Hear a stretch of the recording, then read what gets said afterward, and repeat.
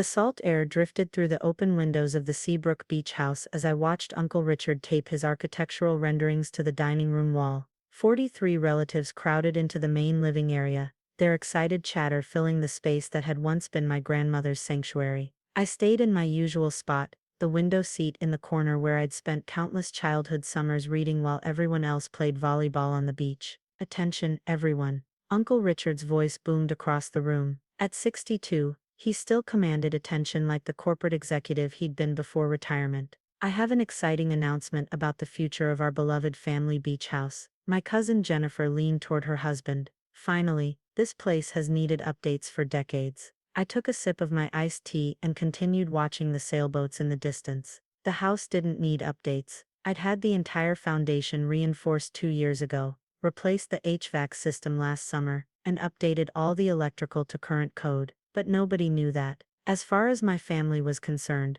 I was Emma Thompson, the unmarried 31-year-old who worked some vague job in property management and couldn't afford much of anything. As you all know, Uncle Richard continued, gesturing broadly, this house has been in the family since 1987, when my father, your grandfather, purchased it. It's seen better days, and frankly, it's an embarrassment compared to the other properties on this street. My mother nodded vigorously from her seat near the fireplace. Richard's absolutely right. The Hendersons next door just finished a complete renovation. Their place looks like something from Architectural Digest, which is exactly why Uncle Richard pulled the first rendering from his portfolio with a flourish. I've hired Thompson and Associates, no relation to us, ironically, the premier architectural firm in Boston to completely reimagine this property. The room erupted in applause. My Aunt Patricia actually stood up to get a better look. Richard, this is wonderful, she exclaimed. When did you start planning this? I've been working on it for 6 months,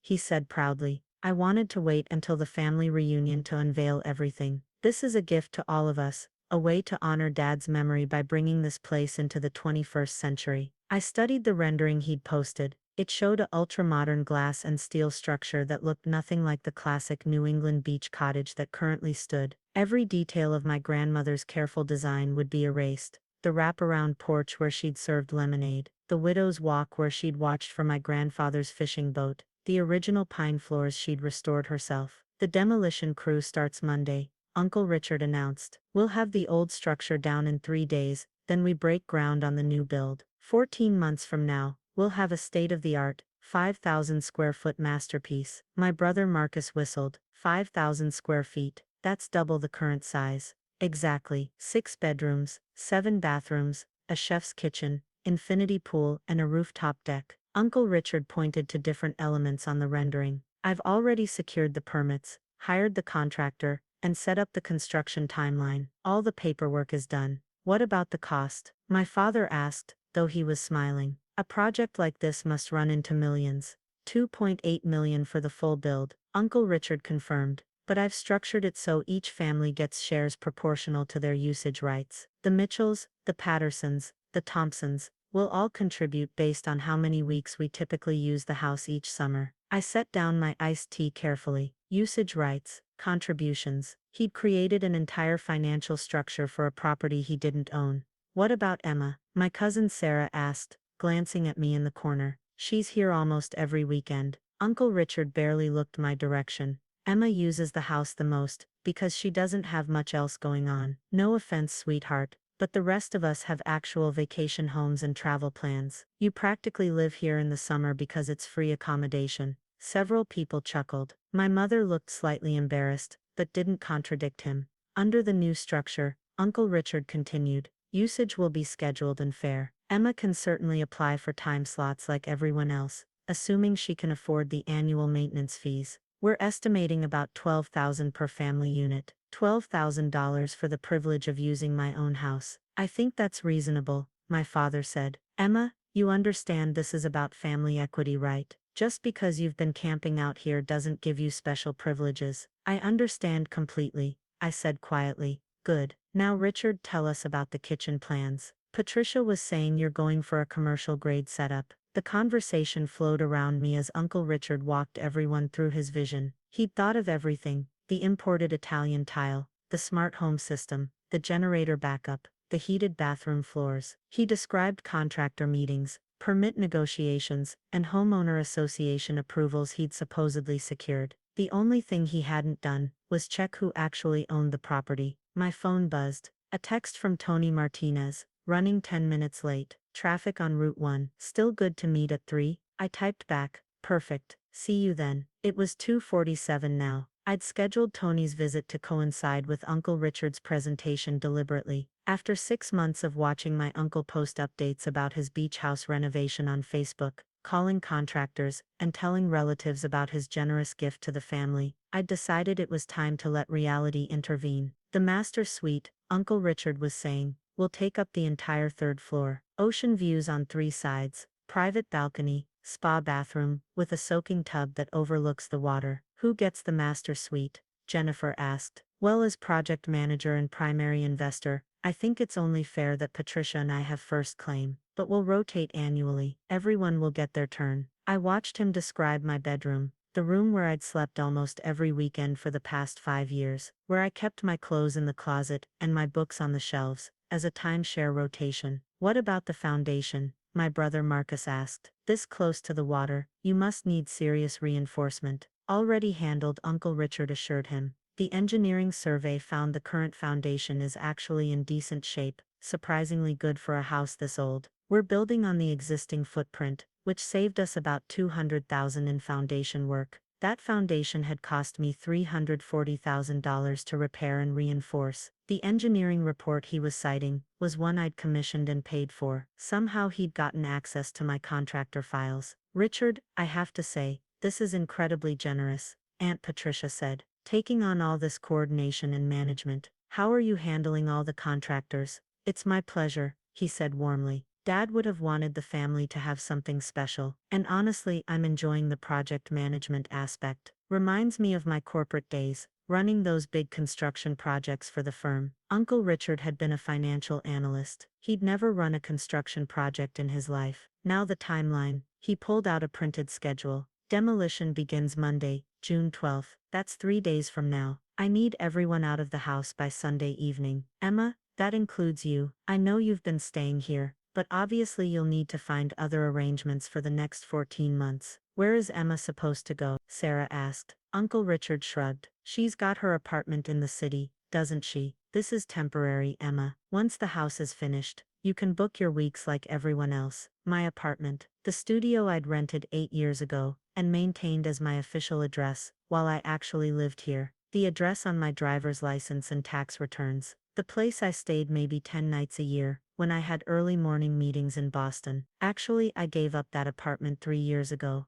I said quietly. The rent got too expensive. My mother's head snapped toward me. Emma, why didn't you tell us? Where have you been living? I've been managing, I said. I stay with friends sometimes. I have arrangements. This was technically true. I stayed with friends when I visited other properties. I had arrangements, like owning 5 other residences. Well, you'll figure something out, Uncle Richard said dismissively. You're resourceful. Now, about the construction schedule. The doorbell rang. Uncle Richard frowned. Who's that? We're not expecting anyone. I'll get it, I said, standing up. I think it might be for me. I walked through the crowd of relatives, feeling their eyes on me as I moved to the front door. Through the glass panel, I could see Tony Martinez on the porch, holding his tablet and a rolled set of plans. I opened the door. Tony, thanks for coming. Miss Thompson. He nodded professionally. Sorry I'm a few minutes late. Traffic was brutal. No problem at all. Come in. Tony Martinez was 53, built like someone who'd spent 30 years doing actual construction work before starting his own firm. His company, Coastline Construction, had built or renovated half the high-end properties in Seabrook over the past decade. I'd hired him for 3 different projects. He stepped into the foyer, and I led him toward the living room, where my family had gone silent. Everyone, this is Tony Martinez, from Coastline Construction, I said. Tony, this is my family. Uncle Richard's face lit up. Ah, Mr. Martinez. Excellent. I'm Richard Thompson. We spoke on the phone about the demolition schedule. Tony's expression didn't change. I'm sorry, sir. I don't believe we've ever spoken. Yes, we have. 2 weeks ago, I called about starting the demo this Monday. Your office confirmed you'd have a crew available. Sir, I think there's been some confusion. Tony looked genuinely puzzled. I've never taken a call from you. Coastline Construction doesn't do demolition work. we're a custom builder, and we certainly wouldn't schedule any work without written authorization from the property owner. The room went very still. I am the property owner, Uncle Richard said, his voice taking on an edge. This is my family's beach house. I've been coordinating this entire renovation. Tony pulled his tablet from his bag and opened a file. Sir, I'm looking at the Seabrook property records right now. The owner of 447 Ocean View Drive is listed as Emma J. Thompson, has been since February 2018. Every head in the room turned toward me. That's impossible, Uncle Richard said, but his voice had lost its confidence. My father owned this house. When he died, it passed to the family trust. Actually, I said quietly, Grandpa sold the house to me in January 2018. He passed away in March of that year. My mother stood up. Emma, what are you talking about? Dad would never have sold the beach house. This place meant everything to him. He did sell it, Mom. He needed money for his medical care. The experimental treatment his insurance wouldn't cover. He didn't want to burden anyone, so he came to me. This was true. Grandpa had called me in January, his voice shaking as he explained about the treatment that might give him a few more years but cost $400,000. His savings were depleted. The house was all he had left. I'd paid him $1.20 million, market value, not a penny less, because he insisted on doing it properly. The treatment had given him 2 extra months, not years, but at least he'd died knowing his family would be taken care of. Or so he'd thought. You? Uncle Richard's face was reddening. You bought this house. With what money? You work in property management. You barely make $40,000 a year. I've never told you what I make, I said calmly. Tony cleared his throat. Miss Thompson, I'm here because you asked me to meet, regarding the renovation authorization request I received. I wanted to clarify the situation before proceeding with any work. Thank you, Tony. Can you explain to my uncle what authorization you received? Tony turned to Richard. Sir, 3 weeks ago, my office received a call from someone claiming to represent the Thompson Family Trust. They requested a quote for demolition and rebuild at this address. I explained we don't do demolition, but I could provide a quote for new construction. I sent over a preliminary estimate based on the plans they emailed. That was me, Uncle Richard said. I'm managing the family renovation. Yes, sir, but when I followed up to schedule a site visit, I did what we always do. I checked the property records to confirm ownership. That's when I discovered the owner is Emma Thompson, not a family trust. I called Miss Thompson directly to verify. That was 2 weeks ago, I added. Tony called to ask if I'd authorized any renovation work. I told him I hadn't. Uncle Richard's face went from red to pale. But the permits. I filed for permits with the town. They approved everything. Did they? Tony asked. Because permit applications require the property owner's signature. The town is pretty strict about that. My father stood up. Emma, I don't understand. If you own this house, why didn't you say something? Richard's been planning this renovation for months. We've all been contributing ideas, making plans. I didn't ask you to, I said simply. Uncle Richard never asked if I wanted the house demolished. He just announced he was doing it. But you let us believe the house was family property. Aunt Patricia protested. You've been living here using it like it's yours, never paying anything. It is mine, I interrupted quietly, and I have been paying property taxes, insurance, maintenance, utilities, hurricane shutters, dock repairs, landscaping. I've paid for all of it. The new roof 3 years ago cost $48,000. The foundation work was $340,000.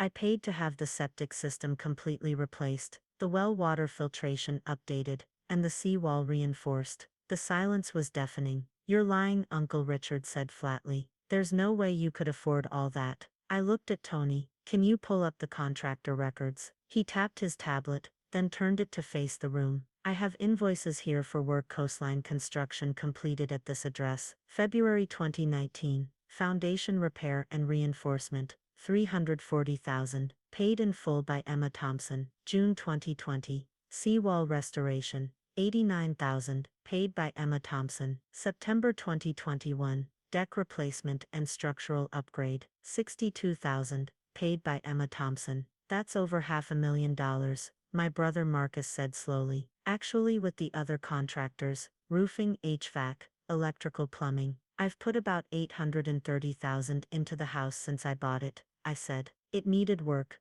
Grandpa had let things go because he couldn't afford the repairs. My mother sank back into her chair. Where did you get that kind of money? I told you I work in property management. Property management assistants don't make enough for this. Uncle Richard snapped. What did you do, Emma? Take out massive loans, mortgage the house to death. Because if you've leveraged this property into some kind of debt trap, that affects all of us. I don't have a mortgage, I said. I own the house free and clear. And I'm not a property management assistant. Tony was watching me with barely concealed amusement. He knew what was coming. Then what are you? My father demanded. I own a property management company, Thompson Residential Properties. We manage about 240 rental units across Massachusetts and Rhode Island.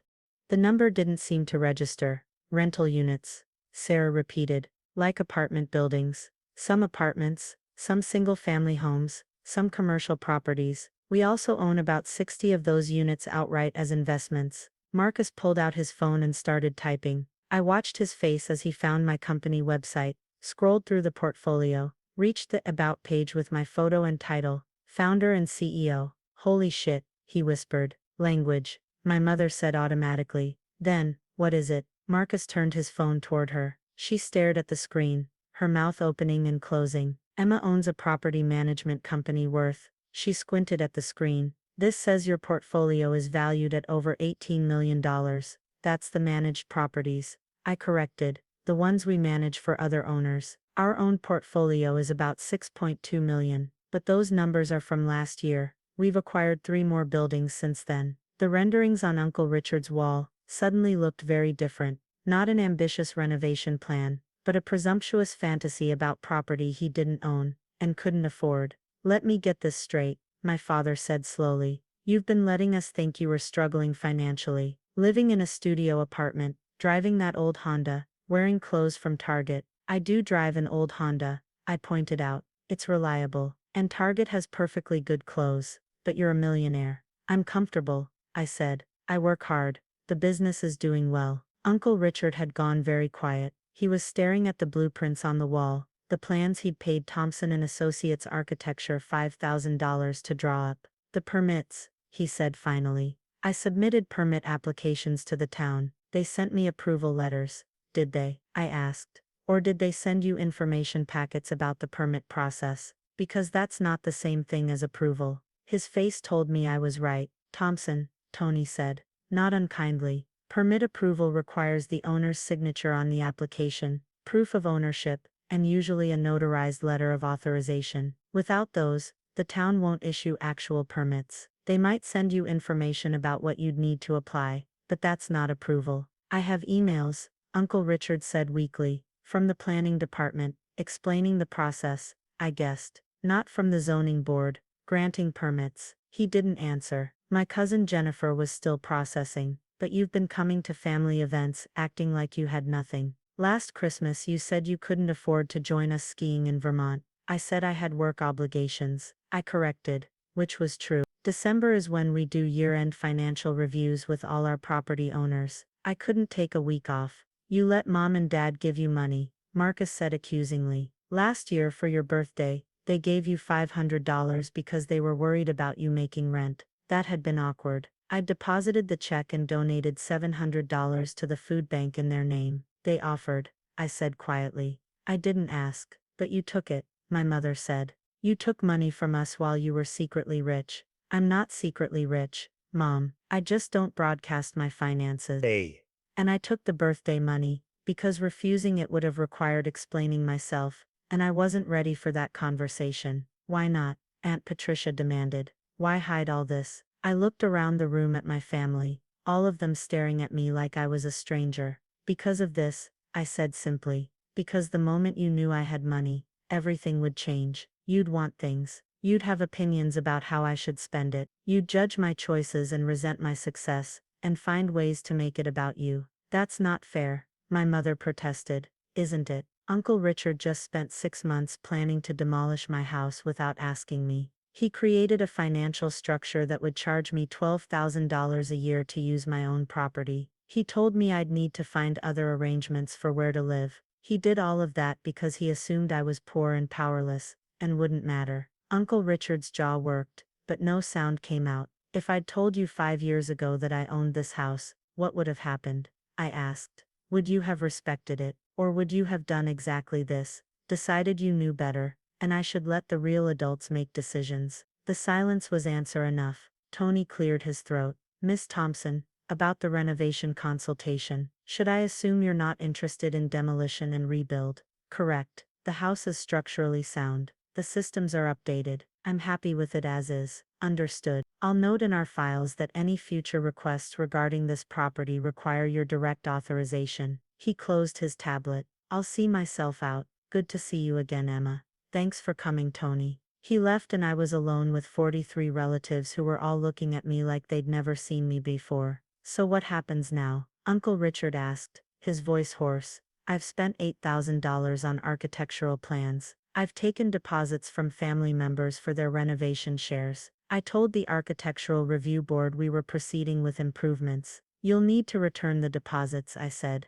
and explain to the review board that you made a mistake. As for the architectural plans, I'm sorry you wasted your money. That's it? His voice was rising. You're just going to let me look like a fool. I told everyone, the whole town, that we were doing this renovation. I had lunch with the mayor last week talking about it. I've been coordinating with contractors, scheduling timelines, planning, all without my permission. I finished. I'm sorry you're embarrassed, Uncle Richard, but you did this to yourself. I did this for the family. To honor Dad's memory. Grandpa's memory didn't need a $2.8 million renovation. He loved this house exactly as it was. He would have wanted it modernized, kept up with the neighborhood. He wanted it to stay in the family and be loved, I said firmly. That's why he sold it to me, because I promised I'd take care of it, and I have. My father ran his hands through his hair. Emma, you have to understand how this looks. You've been deceiving us for years. I've been private,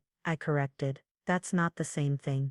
You let us think you were struggling while you were secretly wealthy. I never said I was struggling. You assumed. You saw what you wanted to see, the unmarried daughter, with no fancy job title, no husband, no children. You decided I must be failing somehow, and I didn't correct you because honestly, it was easier than dealing with this. Dealing with what? My mother asked, tears in her eyes. With you treating me differently, with everyone suddenly having opinions about my life choices, with relatives asking for loans or investment opportunities, with Uncle Richard deciding he knows how to manage my property better than I do. I looked at each of them, my parents, my siblings, my aunts and uncles, and cousins, all successful people in their own right, all people I loved, all people who had somehow decided I didn't measure up. I bought this house to preserve it, I said, to keep Grandpa's memory alive and give the family a place to gather. I've maintained it, improved it, paid every bill without asking anyone for help.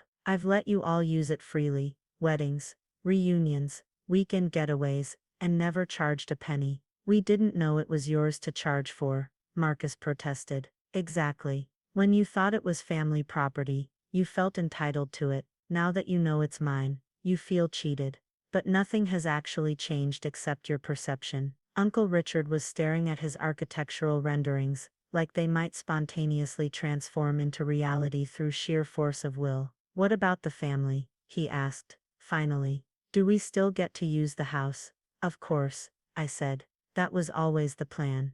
But going forward, I'd appreciate if people asked before making major decisions about my property. Your property, he repeated bitterly. It's really yours now, not the family's, not Dad's legacy, yours. It became mine when Grandpa sold it to me with full legal documentation and market value payment. It became mine when I spent the last 7 years maintaining it. It became mine when I paid the property taxes and insurance, and kept the lights on. Yes, Uncle Richard, it's mine. He started pulling down his renderings, rolling them up with jerky, angry movements. This is humiliating. I have to tell everyone I was wrong. I have to return money. I have to cancel contractors. I haven't even hired yet. You have to take responsibility for making assumptions, I said quietly. That's all. Aunt Patricia helped him gather his materials. My parents sat frozen, still processing. My siblings kept looking at their phones, presumably searching for more information about my company. How long have you owned the business? Sarah asked. I started it 9 years ago. Small at first, just managing a few rental properties for other owners. It grew. Why didn't you tell us? Because when I started, you all had opinions. Dad said property management was a dead-end career. Uncle Richard offered to get me interviews at real companies. Mom kept suggesting I go back to school for something more impressive. It was easier to let you think I was doing something small and unimportant while I actually built something successful. My mother was crying now. We would have been proud of you, would you? Or would you have tried to give me advice I didn't need? Suggested I was taking too many risks. Told me to be more conservative, more careful, more realistic about what I could achieve. She didn't answer. I love you all, I said. But I know how this family works. There are the successful ones, doctors, lawyers, executives, and then there's everyone else. I was everyone else for a long time, and honestly, it was peaceful. Nobody expected anything from me. Nobody was disappointed. Nobody tried to manage my life. That's not fair, my father said. We've never managed your life, Dad. 6 months ago you tried to set me up with your accountant's son because you were worried I'd end up alone. You told me I needed to be more realistic about my standards and stop waiting for perfection. I was trying to help, by assuming I was desperate and failing, by deciding my life needed fixing. The room was silent again. Uncle Richard finished packing his materials. I'm leaving. Patricia, are you coming? She looked at me, then at him, then nodded. They walked out without saying goodbye. Over the next 20 minutes, the room gradually emptied. Some relatives left angry, some embarrassed, some confused. My parents stayed, sitting at the dining table where we'd eaten 1,000 family meals. What happens now? My mother asked finally. Nothing changes, I said. The house is still here. You're still welcome. Family reunions can still happen. The only difference is now you know who pays the bills. I feel like I don't know you at all, she said softly. You know me fine, Mom. You just didn't know my bank balance. Those aren't the same thing. My father was quiet for a long time. Then your grandfather would be proud. I felt my throat tighten. I hope so. Not just about the business, about how you've taken care of this place, about keeping your promises. He looked around the room, the original woodwork, the restored floors, the carefully maintained details. He loved this house. He'd be happy knowing it's in good hands. Thank you, Dad. They left as the sun was setting, the sky turning orange and pink over the ocean. I stood on the porch, the same porch where I'd spent countless evenings, watching the same view, in the house that had always felt like home. My phone buzzed. A text from Sarah. I'm sorry we didn't see you. Really see you. Can we talk sometime? Then Marcus, your company is impressive. I mean it.